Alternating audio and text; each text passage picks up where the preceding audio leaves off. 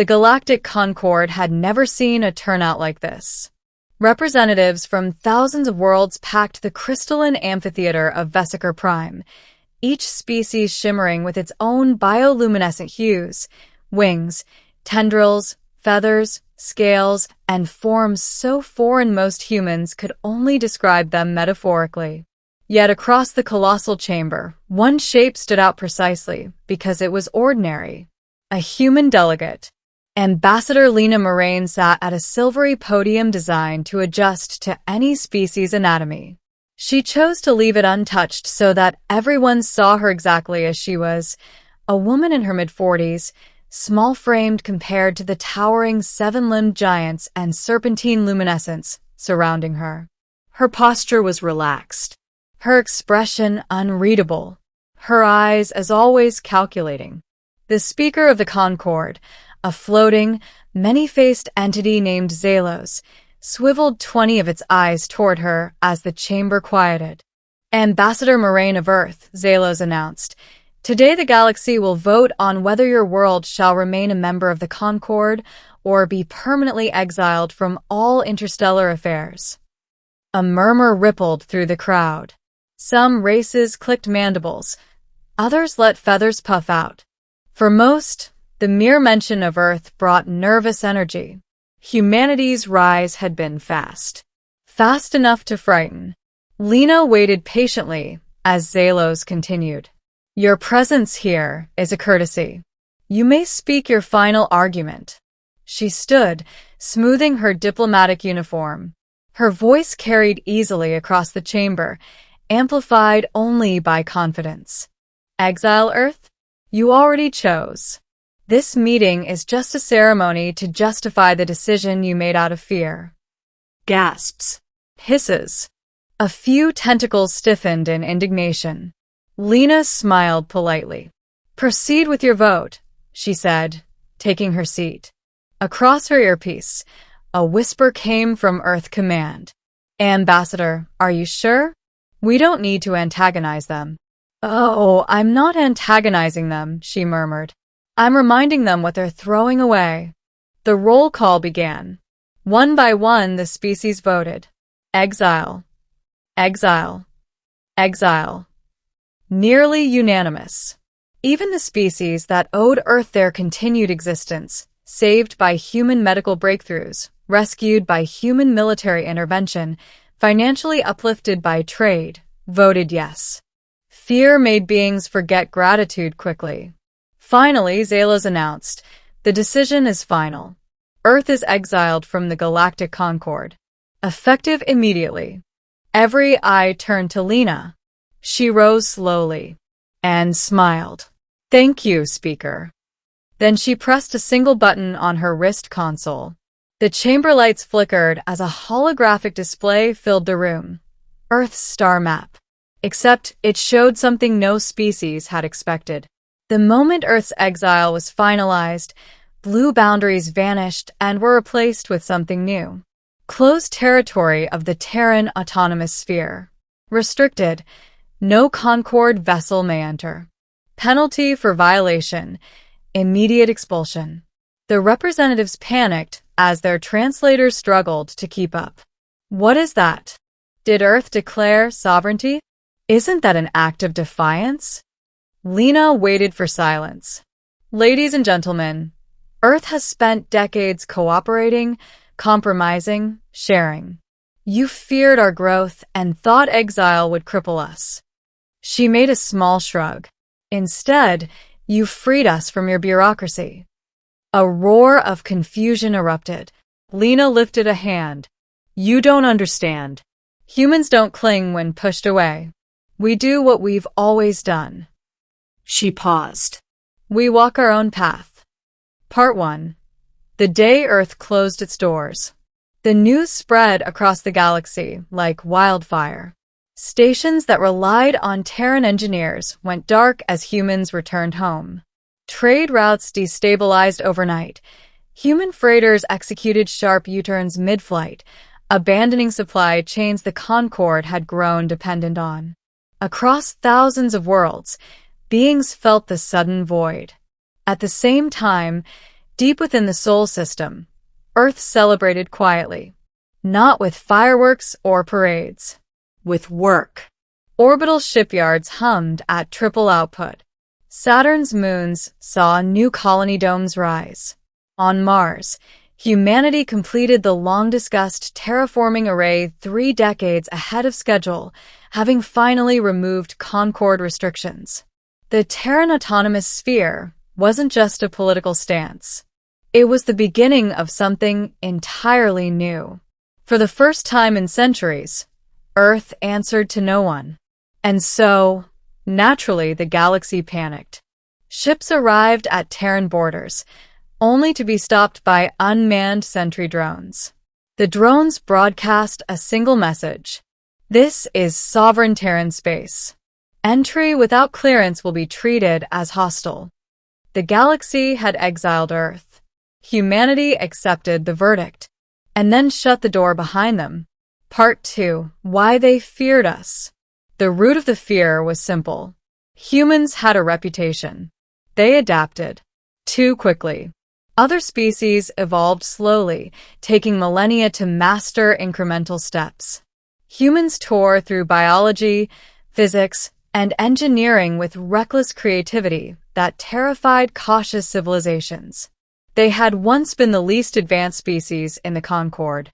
In less than a century, they were among the top 3. But what scared the galaxy most wasn't humanity's speed. It was humanity's unpredictability. Take, for instance, the Vorkar uprising. The entire Concord military had spent 8 years trying to suppress a rebellion. 80 systems fell. Billions suffered. Finally, they begged humanity, one of the youngest member worlds, for aid. The humans sent one cruiser group. They solved the conflict in 6 days. Not by overwhelming force, but by something the galaxy had never considered. They negotiated. They offered the rebels infrastructure, technology, farming advancements, and economic autonomy. War ended not because humanity crushed them, but because humanity understood them. This frightened the other races more than any weapon.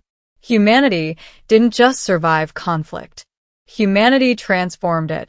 So when Earth became too advanced, too influential, too crucial, the vote was inevitable. Humanity knew this. Humans always knew this. But how the galaxy reacted to Earth's quiet withdrawal was something no one predicted. Part 3. The collapse of the Concord. It began with the medical crisis. Most advanced Concord species relied on Terran biotech, especially regenerative nanotherapy. Without human engineers and pharmacists, the nanites malfunctioned. Entire hospital wings became unusable. Next came the energy shortage. Earth had supplied nearly 35% of the Concord's antimatter production thanks to efficient harvesting methods unique to the Sol system. Without Terran expertise, production plummeted. Several fleets were grounded. Then, the diplomatic issues. Human diplomats had acted as mediators between rival species. Without them, old grudges resurfaced. Skirmishes broke out across borders. The Concord started bleeding at the seams. In desperation, the Concord called for an emergency summit. Humans, by decree, were not invited to. Zalos opened the meeting gravely. Without Earth, our stability falters. We must re-establish contact. But they are exiled, cried the representative of the Uli. To break our own ruling is to admit we were wrong. A reptilian ambassador hissed, better to admit error than collapse. Arguments raged until, at last, a decision was made. They would send a delegation to beg Earth to return. Part 4. The Delegation. The delegation arrived at the very edge of the Terran sphere and found themselves staring at something breathtaking. A megastructure, one that hadn't existed mere months earlier. A colossal ring with shining hexagonal panels rotating around it. A Dyson ring. Incomplete, but unmistakably functional. Humanity hadn't wasted a second. The Concord envoys were escorted by drones into a chamber aboard an orbital station made of metallic black alloys the galaxy had never seen. Ambassador Lena Moraine stood waiting for them. "Welcome to Sol One Gateway," she said pleasantly. Xelos, floating behind the envoys, spoke with all its faces at once. "Humanity, we request negotiations." Lena offered a calm, diplomatic smile. "Of course. What is it you want?" A dozen ambassadors spoke at once. "Return to the Concord. Rejoin us. Restore our treaties. We need your cooperation." Lena lifted a hand. "Stop." Her voice didn't rise. It didn't need to. "You voted to exile us. You made your fear a decree. You made us outsiders. Why, suddenly, do you want us back?" Xelos hesitated. "The Concord is struggling. Because you relied on us for everything," Lena said. "And when you feared that reliance, you cut us off." One insectoid ambassador buzzed angrily. "You would let the galaxy collapse out of spite?" Lena's expression softened. "Oh no, this isn't spite." She tapped a hollow panel beside her, projecting a map of the galaxy. Territories flickered red. "This is a lesson," she said. "A lesson about burning bridges and expecting the other side to rebuild them." Several envoys stiffened. Xelos floated forward. "Name your conditions." "The Concord is willing to reconsider." "Reconsider?" Lena laughed softly. "There's nothing to reconsider." She stepped toward them. "Humanity is not returning." The room went cold. Then what is your purpose?" asked Xelos quietly. "Why speak with us at all?" Lena looked almost sympathetic. "Because we're offering something else." She pressed the console again. A new star map appeared, one showing not just the Terran sphere but dozens of marked systems scattered across the galaxy. "We call it the Open Hand Coalition," Lena said. "Independent worlds. Non-aligned systems. Small colonies your Concord neglects or suppresses. They have joined us, not under rule, but partnership." An ambassador choked. "You created a rival empire?" "No," Lena corrected. "We created a community. One built on mutual respect. One that understands that exile isn't the same as isolation." Xelos trembled. "This threatens galactic balance." "No," Lena said again. "You threaten yourselves." Humanity just stepped aside and started building. Part 5. Walk away. Build higher. After the delegation returned home, reports spread across the galaxy. Earth wasn't angry. Earth wasn't plotting revenge. Earth wasn't preparing for war. Humanity was simply moving forward. Systems that joined the Open Hand Coalition flourished. Their economies surged thanks to Terran innovation. Their infrastructures blossomed. Medical advancements flowed freely. Meanwhile, the Concord's influence waned. It was inevitable. In the absence of fear, humanity had forged something better. Yet despite all this, the Terran government issued a single, universal message. "We are not your enemy. We simply refuse to be your crutch." The galaxy struggled to interpret this. Some saw wisdom. Others saw arrogance. But everyone saw the truth. Earth had not collapsed when exiled. Earth had ascended. Part 6. The Crisis That Changed Everything. Years passed. The Concord deteriorated further, until a threat appeared that forced the entire galaxy to confront its reality. The Croth Dominion, a machine intelligence from the void beyond mapped space, surged inward. Their fleets devoured star systems, consuming matter to replicate endlessly. The Concord deployed every warship they had. They lost. World after world fell. Entire species fled. Panic spread.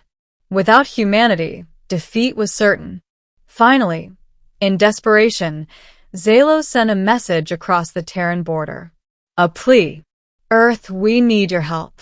The message went unanswered for 2 days. Then a single human transmission broadcast across every emergency channel. Lena Moraine's voice. We hear you. Part 7. Humanity returns on its own terms. Terran fleets emerged from warp like a tidal wave of starlight. Ships unlike anything the Concord had imagined. Sleek, angular, with energy signatures that rippled space itself. Dyson ring energy reactors powered them. Nano-forged hulls glowed faintly blue. Humanity hadn't built a peacekeeping fleet. Humanity had built a deterrent. At the sight of the Croth Dominion consuming another system, Lena delivered the Terran stance. We do not fight for the Concord. We fight for the innocence you failed to protect. The first battle lasted 7 minutes. Humanity shut down the Croth's machine networks using a quantum inversion pulse, a technology the Concord had banned centuries ago because they feared its potential. Humans didn't fear possibility. They explored it.